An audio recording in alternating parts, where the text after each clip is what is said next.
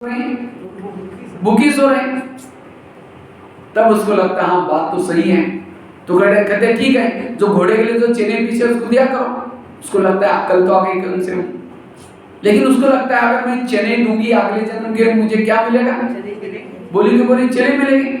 तो कहते अच्छा जो जाए। इसी तरह कहीं हम बासी खा करके भूखा तो नहीं सो रहे हैं। आज हमें इतनी तरावटी ज्ञान की बातें मिल रही दुनिया में, तो कहते हैं एक बूंद के लिए प्यासे, लेकिन आज हमें सागर मिला हुआ है। कितनी पालना मिल रही है। ये कौन से कर्मों का फल है? 63 जन्मों में जो दर दर में भटके थे, व्रत किया था, उपवास किया था, भक्ति किए थे, उसका फल ये ज्ञान मिल रहे हैं। तो कौन सा खा रहे हैं? बासी खा रहे हैं, पिछले जन्मों का खा रहे हैं। लेकिन आज मैं बीके बन करके कुछ सेवा नहीं की, दान पुण्य नहीं किया, अच्छे कर्म नहीं किया, तो भविष्य के लिए कैसे सो रहे हैं? भूखे सो रहे हैं। इसीलिए बासी खा करके भूखा हमें। कभी कभी आप अपना भविष्य का एक चित्र बनाओ, भविष्य में हम कैसा बनना चाहते हैं। अगर भविष्य में आपको शरीर तंदुरुस्त चाहिए तो तन के द्वारा सेवा करने की जरूरत है। अगर भविष्य में धन चाहिए, धन से सेवा करनी है। अगर भविष्य में आपको संबंध अच्छे चाहिए तो यहाँ संबंधों में भी हमें अच्छा रहना पड़ेगा, तब संबंधी भी अच्छे। जो जैसा यहाँ करता है वही उसका भविष्य बनता है। इसीलिए बासी खा करके भूखा नहीं सोना है। इसीलिए जो दान करता हो राजा, और राजा किसको कहते हैं? फलों का राजा किसको बोलते हैं? आम को बोलते हैं। क्यों आम को क्यों बोलते हैं? वैसा बोलना चाहिए नारियल को फलों का राजा, क्योंकि भगवान को प्रसन्न करना है। किसको तोड़ते हैं? नारियल को तोड़ते हैं। कोई मकान का उद्घाटन है या कोई भी शुभ काम है, किसको तोड़ते हैं? तो नारियल को राजा बनना चाहिए, लेकिन बोलना चाहिए, लेकिन बोला किसको? आम को। क्यों? आम सबका प्यारा है। आम क्या है? सबका निशानी क्या है? जब आम का सीजन होता है आम को लेकर चूसेंगे, निकालते रहेंगे, मुंह में डालते रहेंगे, चूसते रहेंगे, ये प्यार कर रहे उसे। अब नारियल सूखा लेकर के उसको चूसो, 32 दांत है वो भी टूटेंगे, मिलेगा कुछ भी नहीं, वो और ही घुसा जाएगा उसके अंदर। इसी तरह अगर आपको राजा बनना है, आपको सबके प्यारे बनना पड़ेगा।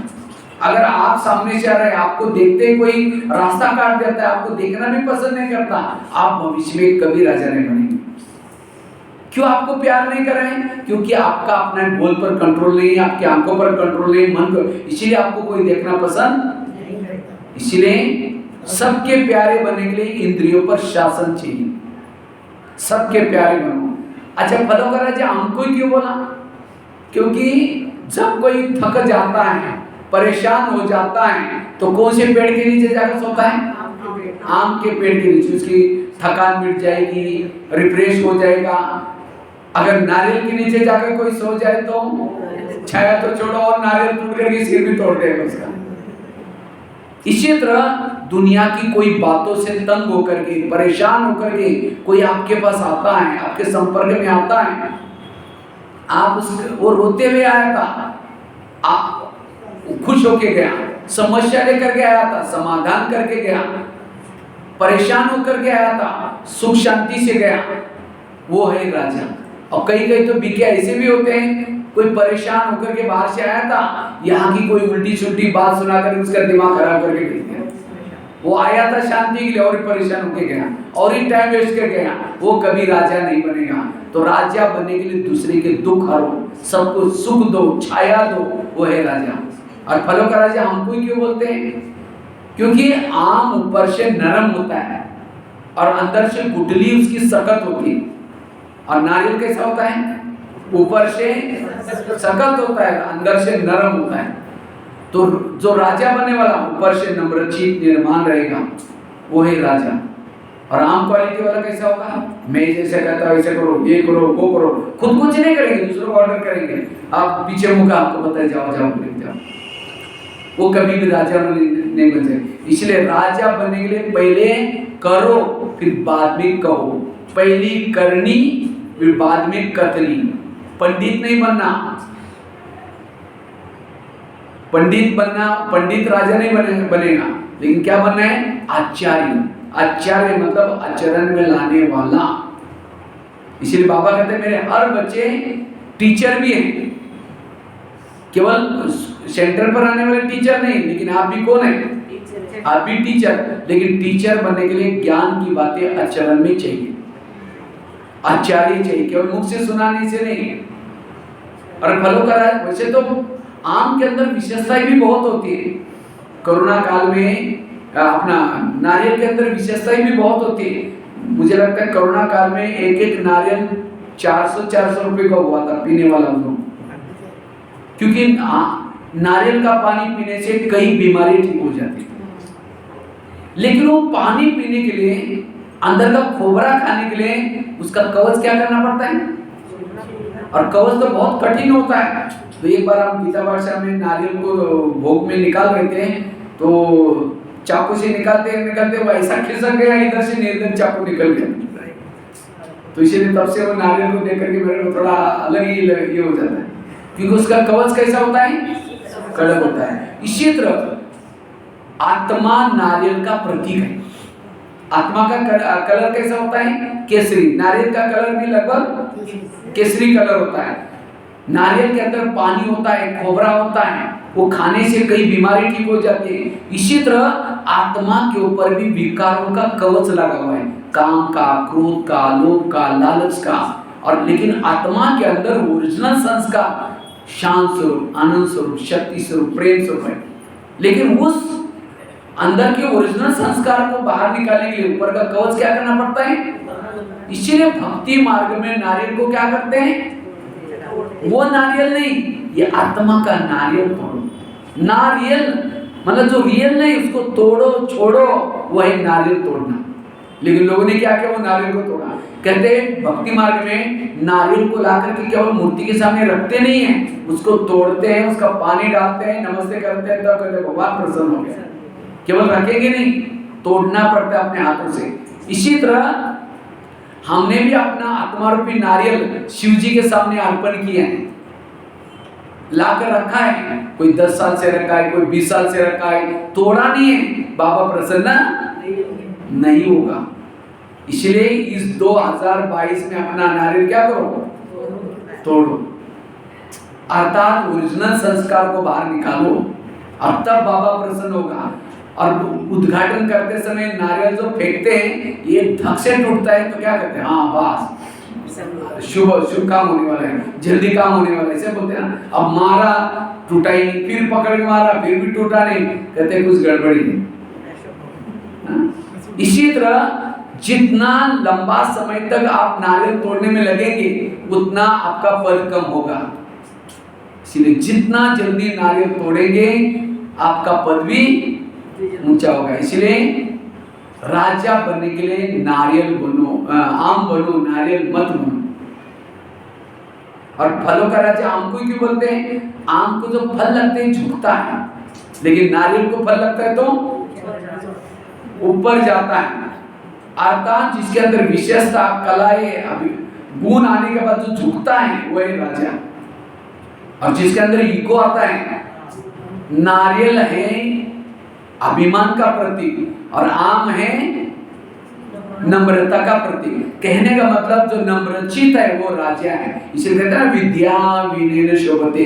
विद्या में क्या नहीं चाहिए, विनम्रता नहीं चाहिए। विनम्र वाला राजा है, अभिमान वाला कभी राजा बना नहीं सकता। इसलिए आम बनो, नारियल मत बनो। और फलों का राजा आम को क्यों बोलते हैं, क्योंकि आम सबका प्यारा है। इसलिए और राजा बनने के लिए शिकार करनी पड़ती है। राजा क्या करते हैं, तो आप लोगों ने राजा बनने के लिए हाथ खड़ा किया था तो कितनी शिकार की, शिकार की। और राजा शिकार किसकी करता है, शेर की। ऐसे नहीं कि कोई चुवाओं को मार करके वो डंडी को बांध करके ढोल बजा करके घुमा रहे गाँव में, तो लोग आकर के देखेंगे अरे क्या मार के है, चुवा, अरे ये तो राजा है, चो मार के कौन सी बात हो रही। राजा शिकार करता है शेर की। तो आप लोगों ने कितनी शिकार किया सर, शिकार मतलब कोई अज्ञानी आत्मा को क्या बनाना, ज्ञानी।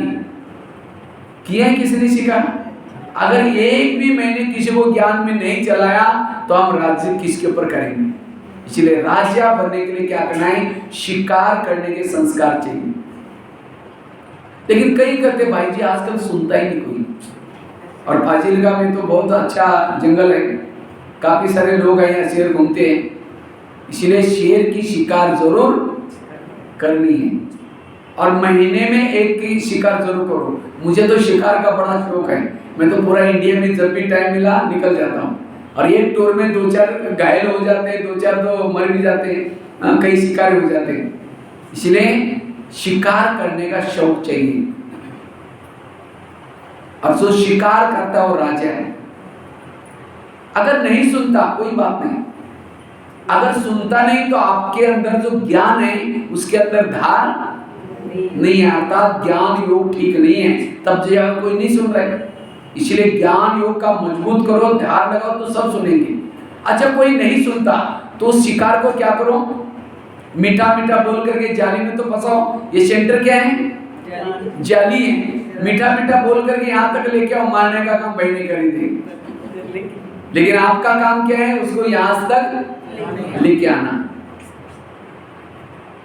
और जिसने शिकार की, क्योंकि वो आपका शेयर होल्डर बन जाएगा, जितना वो आप बाबा बाबा करेगा आपका आपके खाते में आधा जमा हो जाएगा। आज हमको पुरुषार्थ में मेहनत क्यों लग रही है? क्योंकि हम अकेले। और दादियों को इतनी मेहनत क्यों नहीं लगी? क्योंकि उन्होंने शेयर होल्डर बहुत बनाए थे। इसलिए शेयर होल्डर जरूर बनाओ। शिकार करने का शौक चाहिए। सत्ता में एक शिकार जरूर, लेकिन याद रखना शिकार बड़ा सावधानी से की जाती है। नहीं तो कई बार पेपर में आता है कोई शिकार करने के लिए गया था और शेर ने उसको फाड़ कर रख दिया। गया तो वो शेर मारने के लिए, लेकिन शेर ने उसको मार दिया। कई तो नशा चढ़ जाते हैं, जाकर के बाबा का ज्ञान सुनाने के लिए जाते हैं। आजकल हम ब्रह्मा कुमारी में जाते हैं, आप भी चलो ना, बड़ा अच्छा ज्ञान है। अच्छा अभी फंस गए क्या? वहाँ बाहर का भोजन नहीं खाते, टीवी नहीं देखते, सफेद ड्रेस पहनते, कोई फैशन नहीं करते। ये कोई जीवन है क्या? इसीलिए दुनिया में आए, बस आना ही बंद कर दिया। गए थे शिकार करने के लिए, खुद ही मर गए। इसीलिए शिकार करने के लिए जाते समय हथियार लेके जाओ। ड्रामा की ढाल, ज्ञान की तलवार, पवित्रता का कवच। अगर कोई नहीं सुनता, ड्रामा को सामने लगा, मेरे कुल का नहीं करके वापस भाग के आऊं, स्वयं की रक्षा करके आऊं। इसलिए हमें शिकार जरूर करनी है। तो 1 महीने में 1 को बीके जरूर बनाओ। तो 1 साल की कितनी हो जाएगी? 12 लोग हो जाएंगे। कितनी खुशी बढ़ जाएगी। इसलिए हमें अगर राजा बनना है, प्रजा भी जरूर बनानी है। इसलिए बाबा की रोज की मुरली में कितना बजे बाबा कहते बच्चे स्मशान में जाकर सुनाओ, शिव के मंदिर में जाकर सुनाओ। क्योंकि जैसे अभी शिवरात्रि गई, शिवरात्रि में भी आप कितनी अच्छी सेवा कर सकते थे। आप अपने घर में बहनों को बुला करके वहां 7 दिन का कोर्स कराओ। हर एक पर्सनल कम खर्चे वाली सेवा है, लेकिन सेवा करने का शौक जरूर चाहिए। और जो सेवा करता हो क्या बनेगा? राजा बनेगा। तो राजा बनने के लिए शिकार करनी है। ऐसे नहीं कि 2-4 दिन के बाद मरने वाले बुढ़िया को क्या सुनाया, वो सुवाबिली हो गए। फिर सुवाबिली की नहीं, शेर आता, एक आने के बाद उसके साथ और 4-5 आ जाए। क्वालिटी वाली आत्मा है, उनकी शिकार करनी है। और जब इन चीजों में हम बिजी रहते हैं तो माया तो आई नहीं। इसलिए स्वराज्य अधिकारी बनने का पुरुषार्थ चाहिए। और लेकिन स्वराज्य अधिकारी कौन बन सकता है? जो आत्मिक स्वरूप में टिकता है। राजा वो बन सकता है जो सदा आत्मा का स्वरूप सदा जागता रहता है। जो देह भान में वो राजा नहीं बन सकता। जैसे घर में कोई बड़ा नहीं है तो आपस में सब लोग क्या करते, लड़ते। इसी तरह शरीर में आत्मा का भान नहीं है तो इंद्रिय अपनी अपनी मनमानी करना शुरू करते हैं। कान अपना सुनना शुरू करता है, मुंह अपना बोलना शुरू करता है। आत्मिक स्थिति में रहने से सभी इंद्रिय अपनी ड्यूटी एक्यूरेट करेंगी।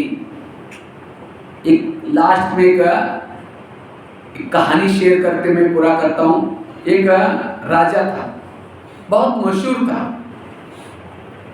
तो राजा के पास एक बार एक सन्यासी गया। तो सन्यासी ने देखा है